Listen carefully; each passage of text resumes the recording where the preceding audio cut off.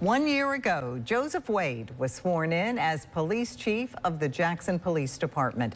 12 News' Jalen Anderson had the opportunity to sit down with Chief Wade to talk about the progress that's been made and what improvements are in line to make Jackson a safer city. Jalen?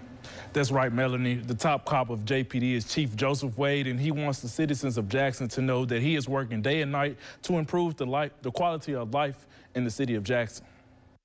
Jalen, we've come a long way, but brother, we got a long way to go. I wish I could tell you that there's light at the end of the tunnel, but right now I can't see the tunnel.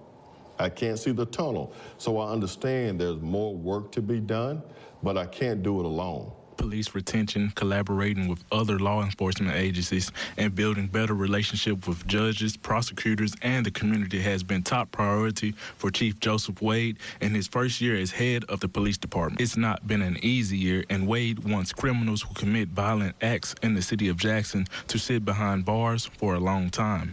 And I understand that bail and bond is not designed to be punitive, but we've got to send a message out. We've got to send a message out. When you go to these other communities and you commit a crime, you hear these things, $1 million bond or no bond.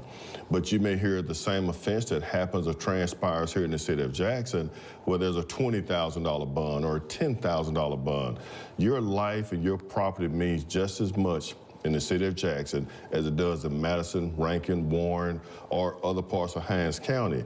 A strong community relationship is something Wade prides himself on, whether it's listening to the issues the neighborhoods are reporting or talking to families after a loved one has been killed by gun violence in Jackson. The community has drawn a line in the sand and said that we're tired of this foolishness.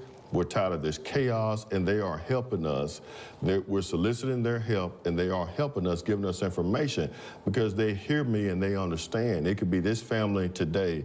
It could be my family tomorrow. We've got to hold these individuals accountable for gun violence in our community, for pillaging in our community, and the citizens have been wonderful, and they're the reason I'm the chief.